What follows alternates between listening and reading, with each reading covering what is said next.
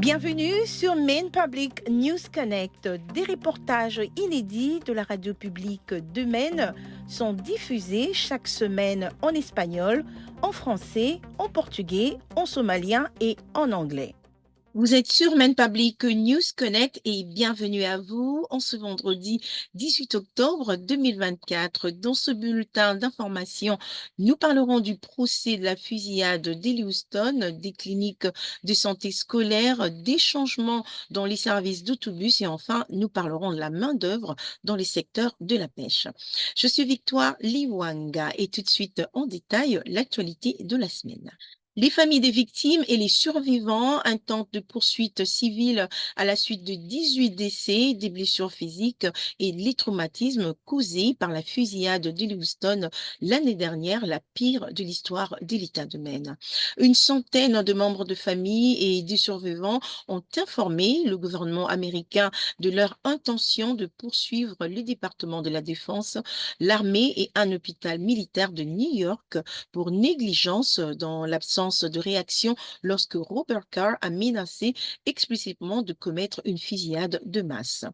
Conformément à la loi, les États-Unis disposent de 6 mois pour enquêter et évaluer les plaintes et si elles sont rejetées ou si aucune mesure n'est prise, les demandeurs peuvent intenter une action en justice devant un tribunal fédéral. Signalons qu'au cours de l'année écoulée, une commission indépendante de l'État et l'armée ont enquêté sur le fusillade et ont constaté que des erreurs avaient été commises par la réserve militaire et les forces de l'ordre locales. Alors que les habitants de Maine ont du mal à obtenir un rendez-vous chez le médecin, certains districts scolaires font venir des prestataires dans les écoles, facilitant ainsi l'accès aux soins pour les élèves.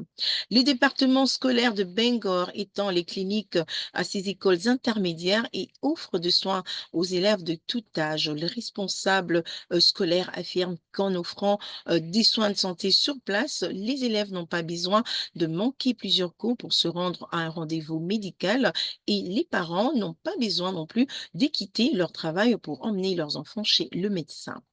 Les cliniques scolaires de Bangor proposent des tests et des traitements pour diverses maladies et peuvent également effectuer des examens physiques normalement pris en charge par le prestataire de soins de santé primaire. La ville de South Portland a accepté de fusionner son service de bus avec le système de bus de Portland Metro.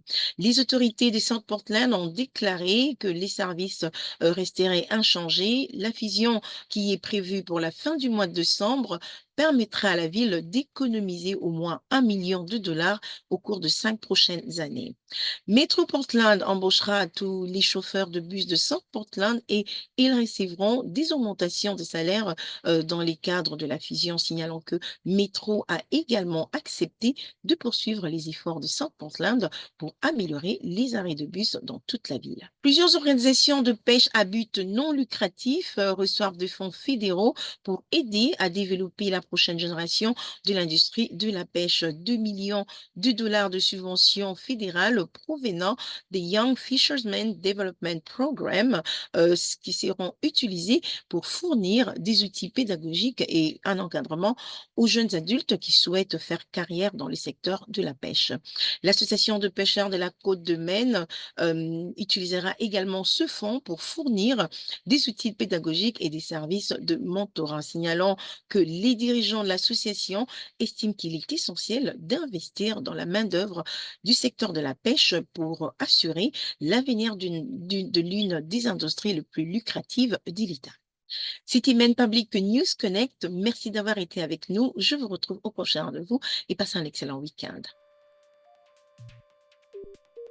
Merci à nos excellents partenaires communautaires pour leur soutien et leur contribution à ce programme. Maine Public News Connect a été rendu possible grâce à Seaport Credit Union, Hannaford Supermarket, IDEX, Maine Housing, Coastal Enterprises, Cover ME, Sam L. Cohen Foundation, COU et Patricia Ewan, Maine Health Access Foundation et Maine Department of Health and Human Services. Maine Public News Connect est rendu possible par COU et Patricia Ewan qui se sont engagés à combler les différences culturelles au sein de nos communautés.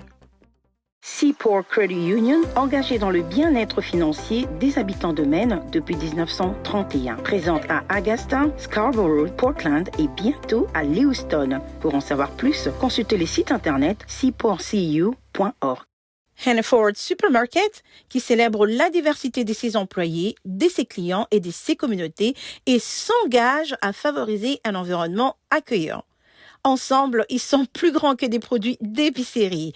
Et pour en savoir plus, rendez-vous sur le site internet www.hannaford.com. Chez Men Housing, on sait qu'un logement abordable est essentiel. Le programme First Generation donne aux habitants de Maine la possibilité d'être les premiers de leur famille à posséder un logement. L'accession à la propriété est possible. Et pour en savoir plus, consultez les sites internet menhousing.org.